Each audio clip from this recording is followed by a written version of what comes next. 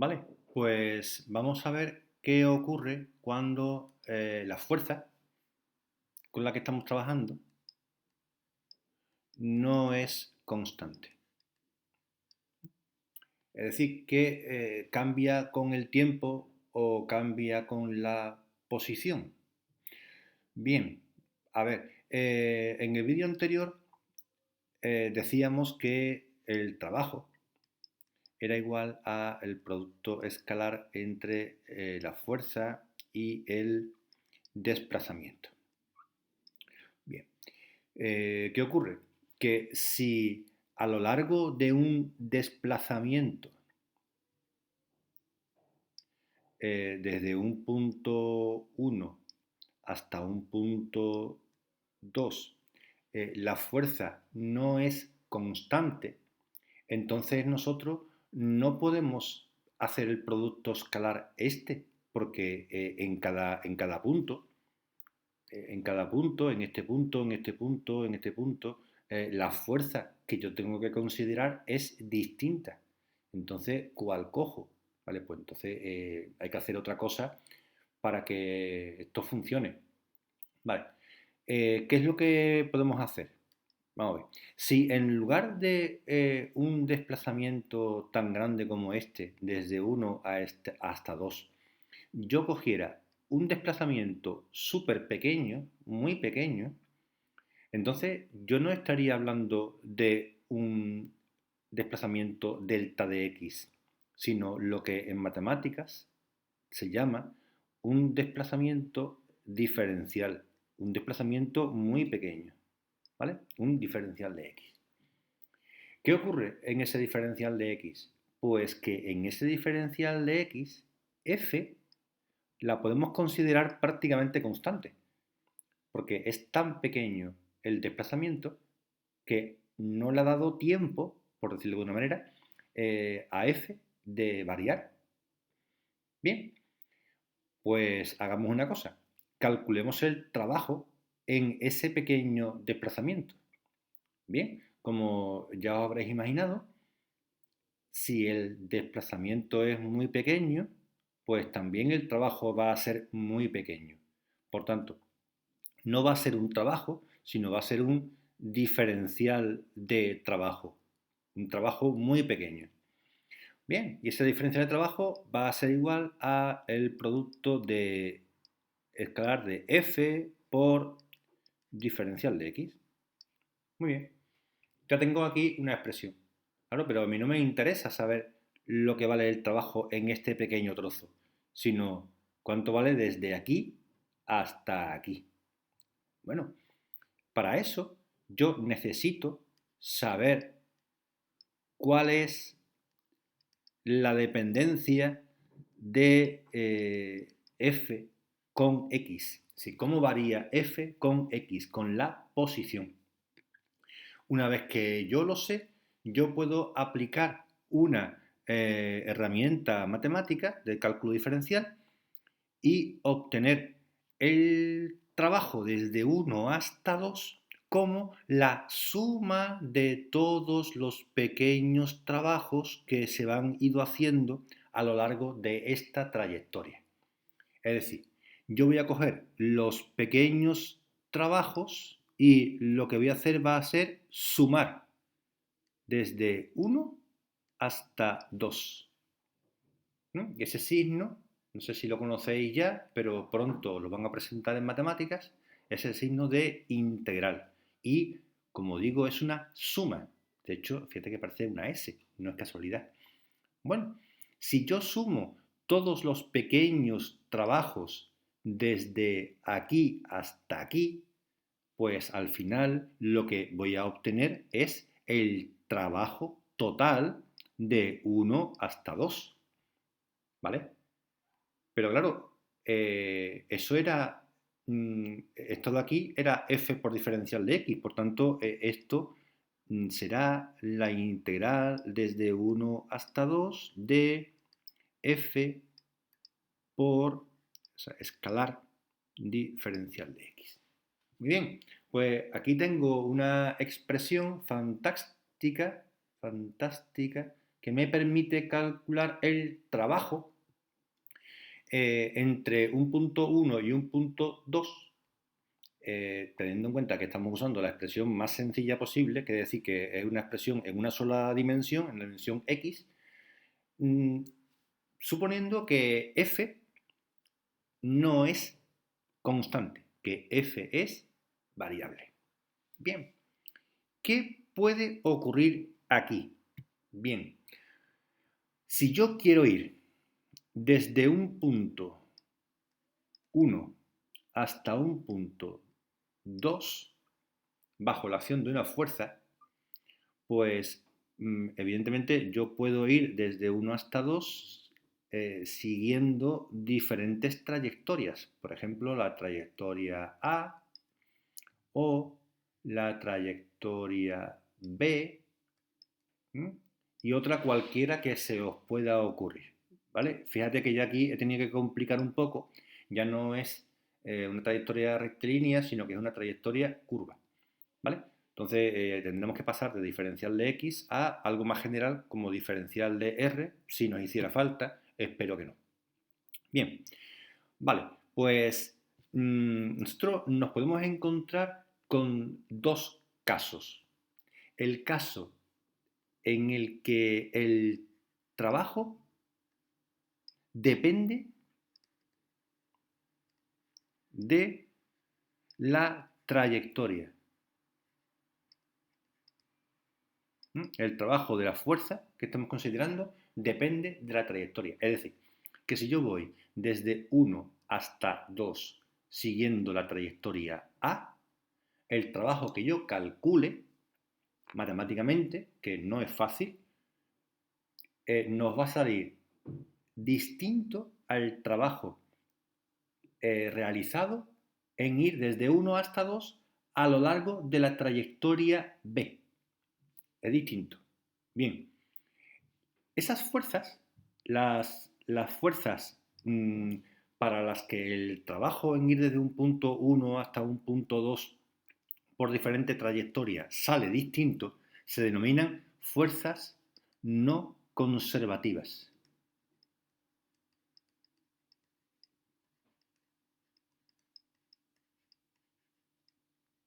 Son fuerzas no conservativas. Vale. Un ejemplo de fuerzas no conservativas es la fuerza de rozamiento. Hay otras que veremos más adelante, pero os pongo esta para que os vayáis haciendo una idea. Bien, pero también puede ocurrir que el trabajo en ir desde A1 hasta 2 no ya que sea igual por la trayectoria A que por la trayectoria B, sino más aún que el trabajo no depende de la trayectoria. El trabajo no depende de la trayectoria. Bien, cuando el trabajo no depende de la trayectoria, pues entonces la fuerza que está realizando ese trabajo se denomina, como os imaginaréis y os imagináis bien, fuerza conservativa.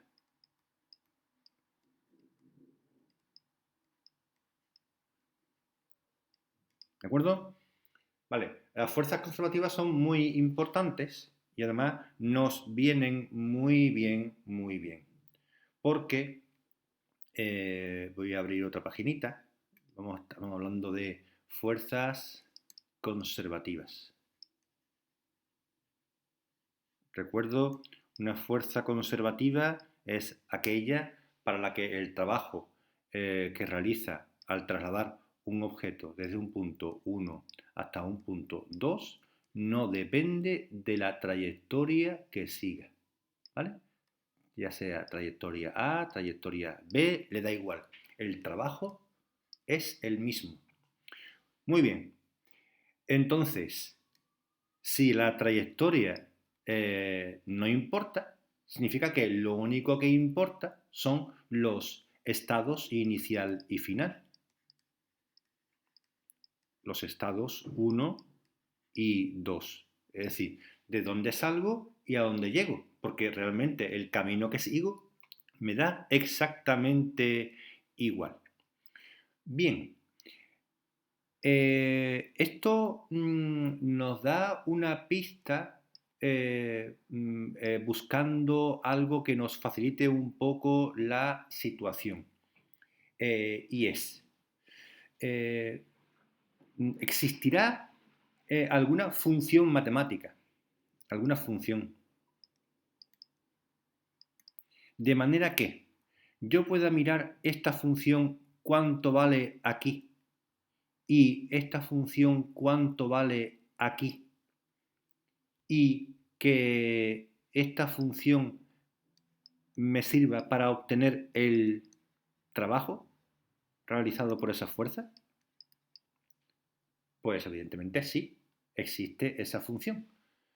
Insisto, como el trabajo nada más que depende de 1 y de 2 y no depende del camino, si yo tengo una función que me da un valor aquí y un valor aquí y que viendo cómo varía esa función me da el trabajo, pues me soluciona la vida. Vale, pues esa función existe y tiene nombre. Esa función se llama energía potencial.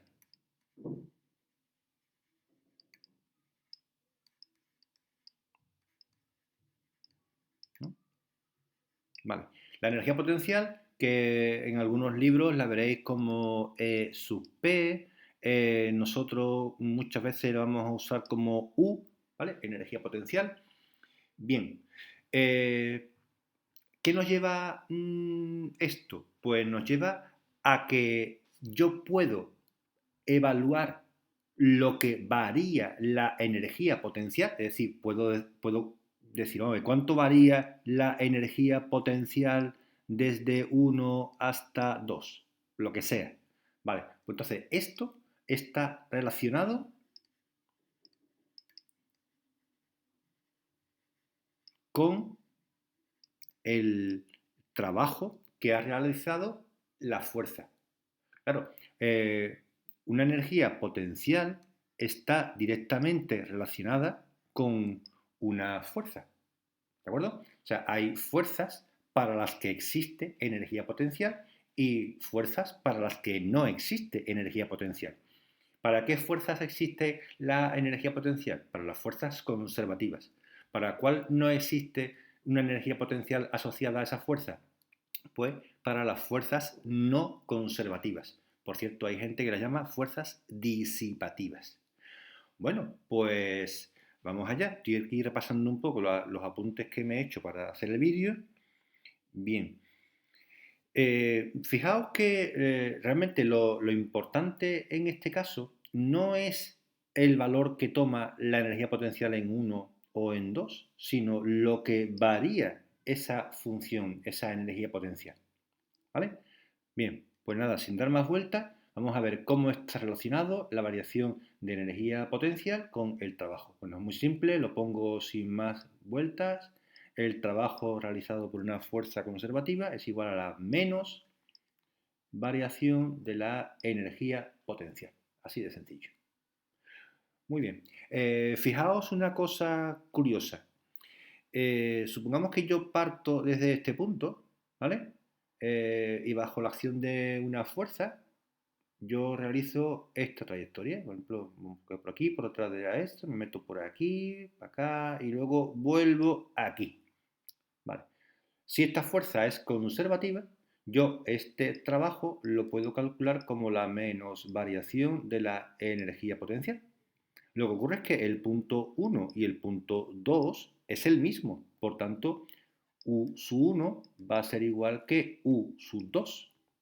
Y si yo calculo delta, me está quedando un poco caótica la pizarra, si yo calculo delta de U como U sub 2 menos U sub 1, esto va a ser 0.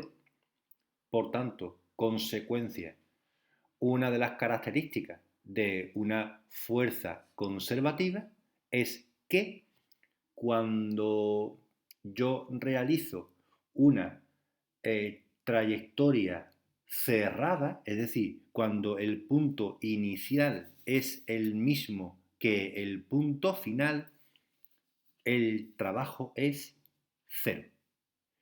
Bien, entonces, resumiendo, mm, recordad que este vídeo iba sobre trabajo realizado por fuerzas no constantes, fuerzas variables, y que en condiciones normales íbamos a tener que hacer esta expresión, pero que cuando esta F fuera una fuerza conservativa, no tenía que hacer esta operación matemática, sino simplemente tenía que conocer cuál era el valor de la energía potencial, calcular la variación de energía potencial entre los puntos 1 y 2 y ya con eso tenía el trabajo.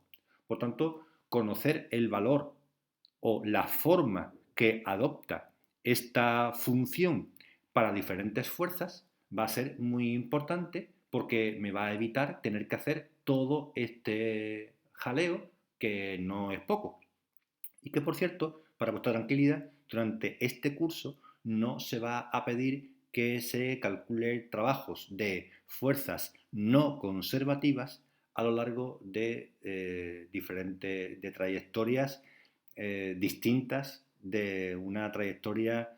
mmm, no se va a pedir que se calcule trabajos de fuerzas no conservativas que no sean constantes, porque si son constantes se pueden calcular fácilmente, sin necesidad de esta integral. Muy bien, pues con esto hemos acabado este vídeo y lo que nos va a interesar ahora es ver algunos casos de fuerzas que son conservativas y ver cuál es la forma que adopta la energía potencial asociada a esta fuerza. Pero eso será en el siguiente vídeo.